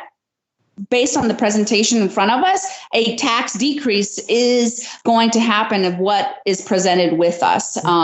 So recognizing the obvious, like we've heard our committee members, specifically I chose Mr. Guthridge, and he time and time again that he has close relations with the GOP and the LD 2021-22, and stated, and we can rewatch it, they would not support an initiative if there was a tax increase. And in this instance, there is no tax increase. So we can't ignore the obvious, but at least recognize that is a statement that we have to address. And this is a nonpartisan school board, and we have to look at the needs of our students, and hiring highly qualified staff means passing an override. Thank you for that, Ms. Sarah Martinez. Ms. Pingarelli? Now, I just want to ask Ms. Myers, are you 100% sure that a 13% and $125 million bond is not a tax increase? And I guess you don't know exactly what the city of Peoria is going to do with their shortfall in assessing the values on homes, and what the economy is going to be and how many businesses. There's a lot of variables here. So I just wanted to get a yes or no. Is it a tax decrease? Mrs. Pingarelli, President Sandoval, members of the governing board, working with our bond underwriter, Steeple Nicholas and Company, we came up with projections based on current assessed valuation as well as current bond debt and the scenarios that were being considered, as well as the amount that needs to be levied for the override with the 13%. So the projections are conservative. I will qualify and anyone who would be presenting a projection today would need to state it's based on this year and the assumption that the assessed valuation would remain constant. Now, in recent years, we've had an increase, as you mentioned previously, and so actually, if there was an increase in our assessed valuation, that would actually benefit the projection and the tax rates that were shown. So it's very conservative. It's identifying a flat assessed valuation, but your comment is well taken. It is a projection based on known information today. However, we have confidence in the calculation. It was prepared externally and verified with the district. So it was the best information we had to provide to the committee, and all things being equal, it's a conservative projection. Okay, thank you for that projection. Thank you, Ms. Pingarelli. Thank you, Ms. Myers. There is no doubt we are in a very adverse times, without question. In those times, we still have to have an infinite mindset, meaning, why we're here, and the impact that we have on, again, the future of our economy, our home evaluations, again, Social Security, retirement, et cetera, all those variables. That said, Ms. Myers, Ms. Contra, before I ask this question, governing board members, are there any other questions and or comments pertaining to this agenda item? Ms. Myers, can you help us again, remind us the difference between number 1 and 2 and its impact on the tax rate?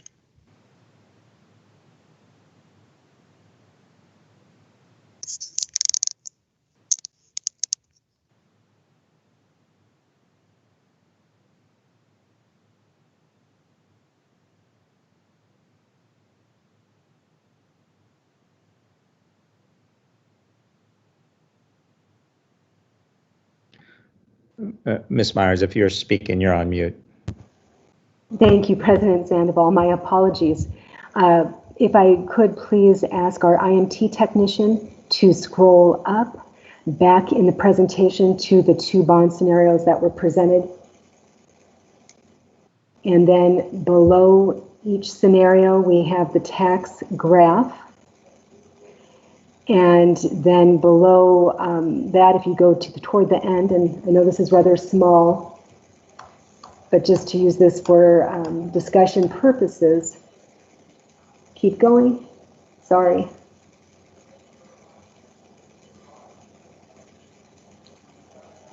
Well, actually, let's take a step back, if I may. I will show one point here. If you go up and pull up the override piece, and I'll speak to that first. Go up 1 slide, please. Or if we could enlarge it, get to my paper copy, we can see that sorry, you're no longer, there we are. You can see that the difference, for instance, between a 12% and a 13% override is 11 cents per $100 of limited assessed valuation. So I'll speak to the first comment of a different percentage. The committee did actually talk about a 12.5%, and that did not move forward. It did not have a majority vote. But in regard to evaluating a 13% override or a 12.5 or a 12%, the difference between a 12 and a 13% is 11 cents per $100 of limited assessed valuation. And then if you had a 0.5% change, it's approximately 6 cents. So that's my first comment. And then if we scroll down, please. And we'll keep going to the multicolor slide. Thank you.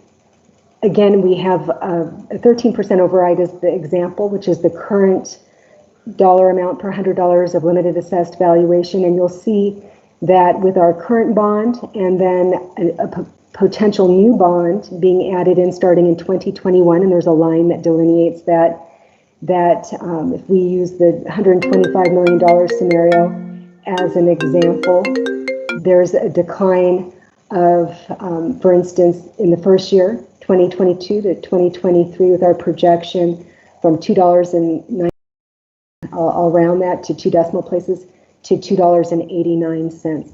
Now, the question oftentimes becomes, I'm going to pull up a reference sheet I have, and with our committee, we actually walked through a sample tax bill with an average home value in both the cities of Peoria and Glendale.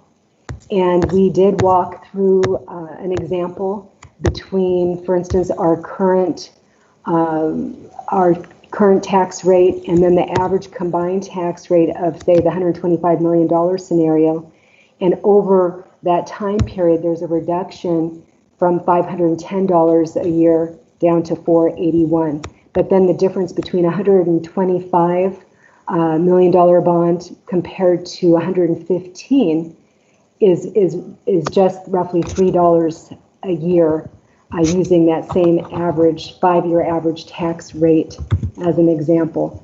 So it's a modest decrease, but the point I'll make is between authorization amounts, and we talked about that with the committee, be it 125 million, 113 million. There was also a $100 million option that was very similar to the 113. The difference was it didn't include the high school land. And then the $71 million option, if you round those up, and again, I'm using an average home value in the city of Peoria, the difference, for instance, between 100 million and 75 million is roughly approximately $5 a year. The difference between 75 million and 115 million is approximately $7 a year, as an example. And we looked at that with the committee. $7, we're talking about 7 actual dollars a year, is what we're saying? Based on that average home value analysis that we looked at and that the committee received, and the average 5-year tax rate with the different bond scenarios with the mid-range amortization, that was the calculation. Now, again, each home is different, each assessed valuation, that was based on an average. The average home value, which we had as, if we were to call it a Zestimate or a fair market value, a $316,040 average residence in the city of Peoria with a limited assessed valuation of $17,338. So if we're selling this to our public that are more conservative, we would, if we were bringing it down to 75 or 100, what we would be saying is, we have saved you $7 a year. Is it basically what we'd be saying? For that particular home, that is correct. Again, each home would be a little different, but on average, yes. Okay. That's my question. $7 a year, 365 days, $7. I mean, I'm not sure that makes us look like heroes by bringing down a tax rate by $7 a year. I can't believe that would be necessarily the distinguishing optic or reality, but I need to understand that. Are we sure of that?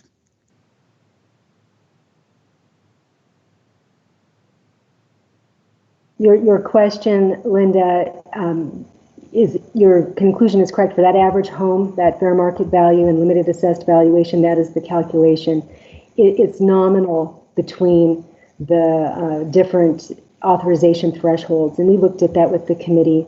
But again, perspective is reality, and a couple of our committee members talked about that they felt that was very important, that even a few dollars is very important. Okay. Thank you. Thank you, Ms. Palace Thompson, for that question. Ms. Pingrelli, you have your hand raised. Yeah, I just wanted to clarify. I know, Ms. Myers, you said going from 12 to 13%, it's an increase of 11 cents per $100. Is that correct? It's an increase with the tax rate of 11 cents per limited assessed valuation. Okay, so for 100,000 assessed valuation, it's $110 per year increase, going from 12 to 13. I don't know if you're calculating that correctly. Okay. I apologize.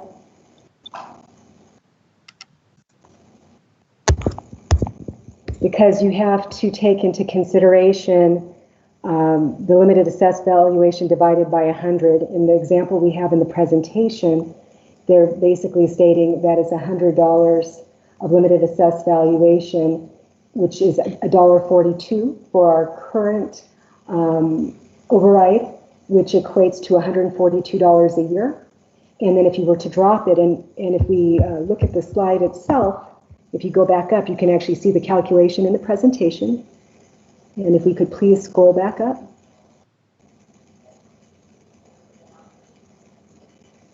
Because it is right there. It'll go down.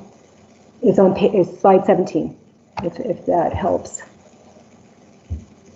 But that way our community can look at this as well. We need our IMT tech to please go down. Keep going down to slide 17.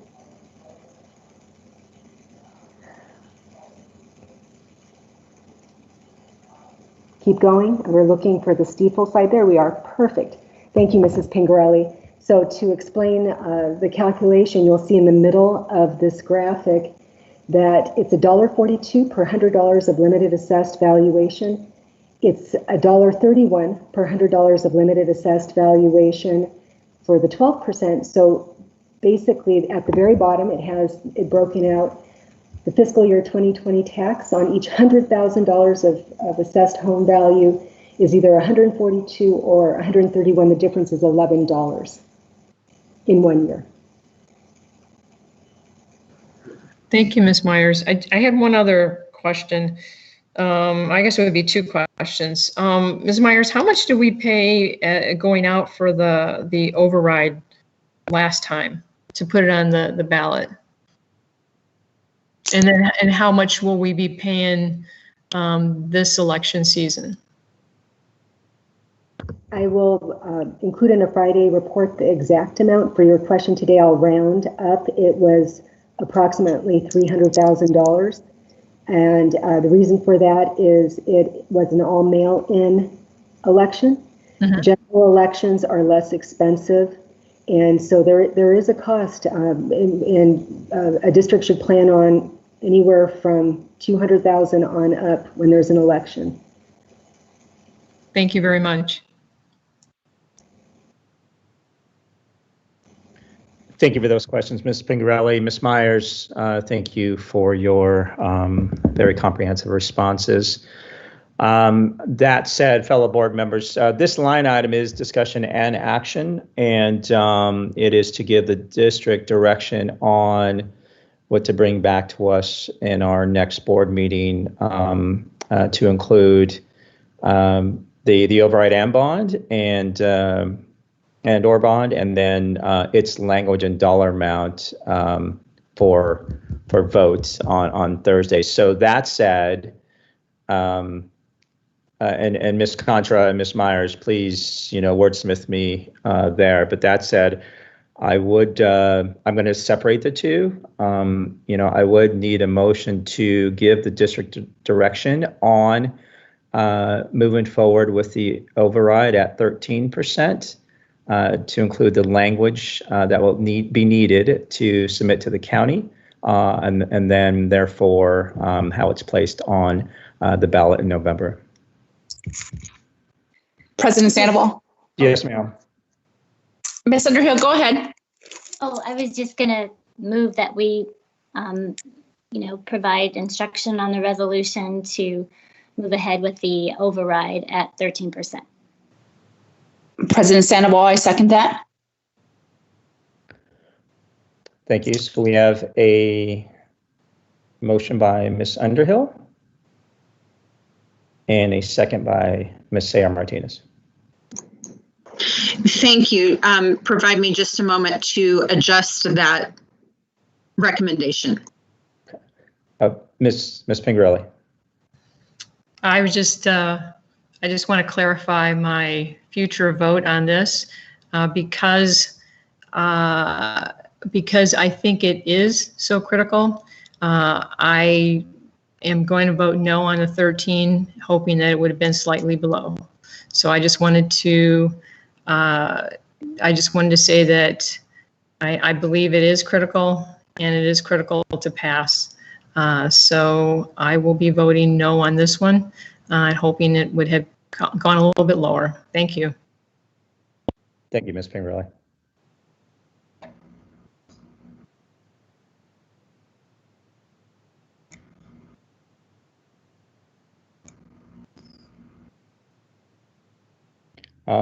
Ms. Stone.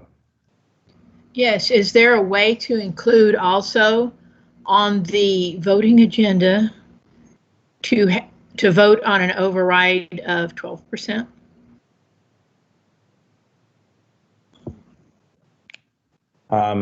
Ms. Contra, Ms. Myers, I mean, we have recommendations from the committee that were, and again, yes, they're recommendations, but I think we have a motion on the floor to approve the 13% override in its language to be presented to us in the next board meeting.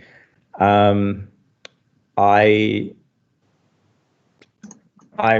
Contra, I mean, what's the order on recommending something that's different than what's being presented to us by the committee? Mr. Sandoval, President Sandoval? Yes, ma'am. I'd like to make a substitute motion for 12%.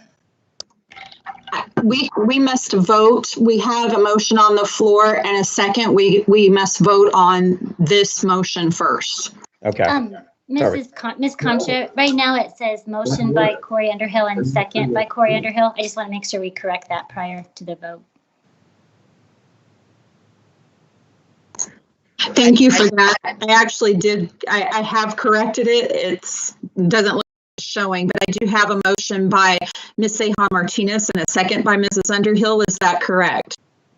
It's reversed, actually. Okay, let me fix that. Thank you. Okay. And thank Can you. I make a comment? I believe once there was a vote on this, since it's going into resolution, Michelle, there is the ability to say, I would also like to have a resolution and vote for a 12 or 11 or whatever the number is that you do, and then see how that votes out. So you have to vote for the 13 first, and then I believe you can come in and say, we'd also like a resolution for 12 and a half, and see how that goes for a vote. Mrs. Pallas-Thompson, that is correct. The motion could be made to bring forward a second resolution with the lower percentage. Okay, thank you. All right. Thank you. Thank you, everybody. So, Ms. Contra, do you want to, Ms. Stone?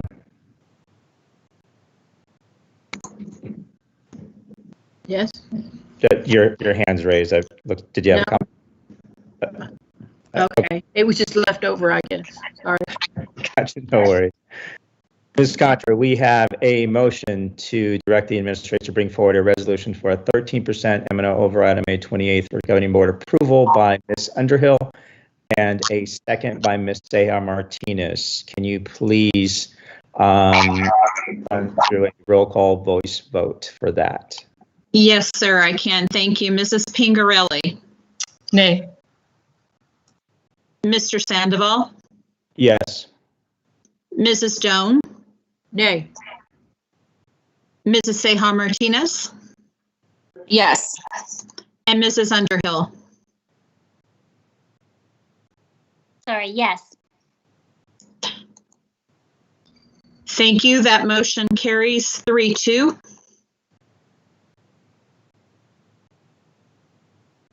Thank you, fellow governing board members.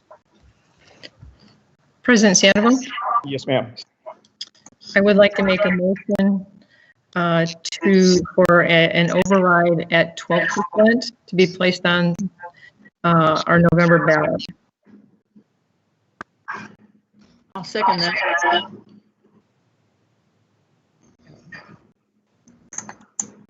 Ms. Amos. Thank you. Just give me just a moment to place that. Ms. Seha, did you have a? I do have a question. Ms. Pengarelli or Ms. Doan or both, where would you like to cut the 1%, since what was presented to us is the 13%? Where would you like to make those cuts?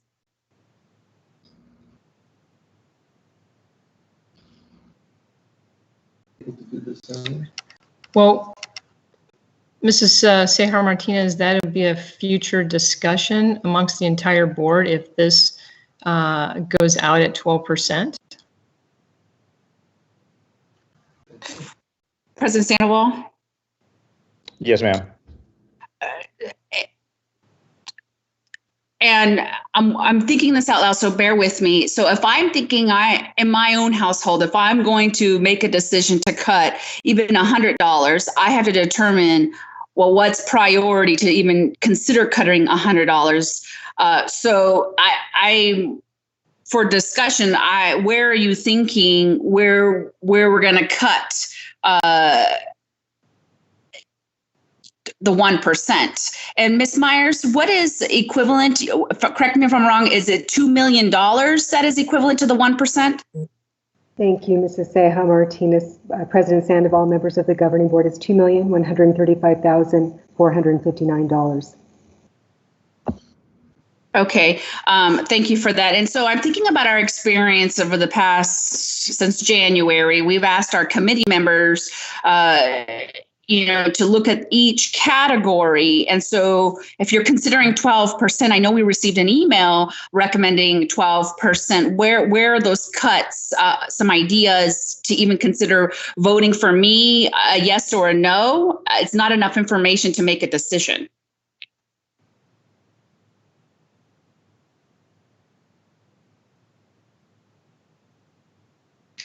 Ms. Pingerelli? I would say it would be in consolidating schools, cutting travel, including for board members. So correct me if I'm wrong. I apologize. Go ahead, Ms. Pingerelli. No, go ahead. Schools is in bond and override. So you're cutting. So we're thinking about staff. So we would not hire those staff members. That's what I understand. And then granted, looking at our budget for travel, if I remember correctly, Ms. Myers, please at any time jump in and change and tell me my figures. But the last year, I believe travel holistically was around 300 to 400,000, and compared to $2.2 million. Is that correct? Mrs. Seja Martinez, I'm sorry, I don't have that exact calculation available today to confirm your recollection on that. So I apologize. I know we've had a significant reduction, but I'd like to have the exact number, and I don't have that available to quote at the moment. Okay, so just so that I can make an informed decision, if we're looking at those underutilized schools per Ms. Pingerelli's request or statement, what is the staffing expenses, since the override deals with that? If we can have that in a board report for those schools that you're considering. Ms. Doan or Ms. Pingerelli, are there particular schools top of mind that you want us to look at? Ms. Doan, or excuse me, Ms. Seja Martinez, that's not appropriate discussion right now in terms of the schools. That has to be done at a different time. But it would, consolidating a school, you would decrease staff, not necessarily teachers, but you would decrease principal, assistant principals, and the operation of that school. You can cut subscriptions. You can cut my subscription to ASBA if you'd like. That's just a start. few things off the top of my head. You know, all due respect, Ms. Pangarelli, when deciding to cut roughly $2 million, for me at least, as a voting member, I would like to know that information. But I hear you loud and clear, Ms. Myers. When considering those figures, can you include them as well? I'm trying to fully grasp the request. Please, would you repeat specifically what you would like in a Friday report to ensure we have that? Ms. Pangarelli has made some ideas of where we're going to cut $2 million. And so for me to make an informed decision, I need to identify where that $2 million is coming from, so that I can look at all the facts. Mrs. Ceja Martinez, members of the board, with the committee, we did look at the breakout, and this information is out there in the committee materials on how we expend the $27.8 million. And I do want to correct, I had jotted down an incorrect numbers, 2,138,459. I had a typo there with my cat scratch adding that up. So I just wanted to clarify I had a small correction. When it would come to navigating the potential of reducing our override, we would have to look at all of the funding categories to determine where there would be any opportunity to absorb a reduction. And as you know, we pay for our all-day kindergarten with the 13% override, as well as staff compensation, our principals, nurses, athletics and extracurricular activities, music and art education. We maintain our class size and gifted and reading programming. And so the reason why I'm highlighting that list, it would be probably an across the board reduction, possibly, because you would otherwise significantly impact one of those categories. And that's not necessarily the direction that we're receiving today, rather than a percentage. And the motion could certainly state something to the effect with the current categories, with administration being required to absorb that reduction through the category, something to that effect. But we'll provide you with the current breakout that's been provided to the committee, just so you have that for reference as well. Thank you. Yes, thank you, Ms. Myers, for that. Ms. Pingarelli. Mr. Sandoval, I believe the motion, though, is now, are you directing administration to go with another resolution that either says a 12 or a 12 and a half? That's the motion on the floor right now, right? The motion on the floor is to have the district bring forward a resolution at for an override at 12%. Okay. For consideration. Now, go ahead. Sorry. No, that's what I'm saying. So that really is the issue. It'll be up to administration if the resolution does not pass at 13, what we would be recommending to have to get rid of $9 million. So the question is, are you directing administration to do a second resolution? Is that correct, Ms. Myers? Yes, I believe that's the motion that is on the floor. And within that motion, the governing board could make the statement a 12% override with the same categories as 13%, or there could be a recommendation to modify one of those categories as well. Okay. Correct. Thank you for that clarification, Ms. Myers. Ms. Ballas-Thompson, thank you for the question. Fellow board members, we go back to, our selections to those who served on this committee, and they have spent months, really assessing the district through discovery and including many in the conversation to come up with their recommendations. I just wanted to be understood that, like districts of our size, unified, are at, 15%, overrides. We are being sensitive to, our surrounding communities that, really look at their finances very closely. And so we are making a concession of, lessening our ask for this year by 2% from last year. That said, Ms. Martinez, I appreciate the questions for Ms. Pingarelli around just wanting to be more informed on that ask, and that is absolutely what we should all certainly expect, right? When certain considerations are brought forth to us, whether it be from us or the district as a whole, it's for me, we have a recommendation in front of us that it makes the concession. It addresses, our minimal needs, as a district. And I just feel that, if we move forward with a number that's somewhat arbitrary at this point, we're doing a disservice, to PUSD. So that said, we have a motion on the floor to bring forward, to direct the district to bring forward a resolution for a 12% M&O override on our May 28th governing board meeting. That motion was presented by or voiced by Ms. Pingarelli and second by Ms. Doan. Ms. Contra, can you please lead us in a voice vote for this particular motion? Yes, sir. Thank you. Mrs. Pingarelli? Aye. Mr. Sandoval? No. Mrs. Doan? Sorry, I was on mute. Aye. Mrs. Seja Martinez? With the information presented, no. Mrs. Underhill? No. Motion fails 2-3. Thank you, Ms. Contra.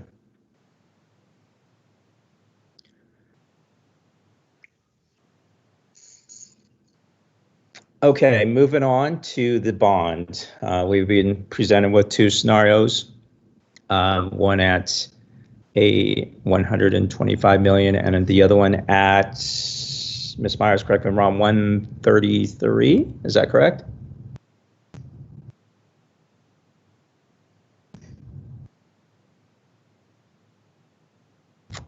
You're on mute if you responded, but so at this point, what I do need is a motion to direct the district on, in my mind, I would like to motion that we move forward with the first recommendation as presented at $125 billion for the bond. President Sandoval? Yes, ma'am. I move that we vote for a $125 million bond and be presented with the resolution at the next board meeting. Second. We have And please correct me if I didn't say it correctly. Ms. Contra, I welcome your expertise. Thank you, Ms. Seja Martinez. Yes, I have the motion on the floor now as to direct administration to bring forward a resolution for a bond authorization of $125,251,028 on May 28th, 2020 for governing board approval. I have motion by Mrs. Seja Martinez, second by Mrs. Underhill. Will you please cast your votes? Mrs. Pingarelli? Nay. Mr. Sandoval? Yes. Mrs. Doan? Nay. Mrs. Seja Martinez? Yes. Mrs. Underhill? Yes. Motion carries 3-2. Thank you, board members. And thank you, Ms. Contra, for your assistance there. Moving along to section 5. I'm sorry? Ms. Stone, did you have a comment? Okay. 5.1, I need a motion to adjourn. I move that we adjourn the meeting. Second. Please cast your votes.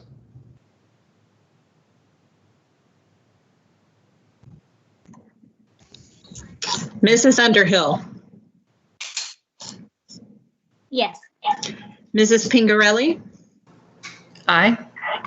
Mr. Sandoval, Yes. Mrs. Stone, Aye. Mrs. Seja Martinez. Aye. Meeting adjourned 2:16. Thank you, everybody. Great conversation. Have a great day. Thank you. All right. Thank you. Thank you.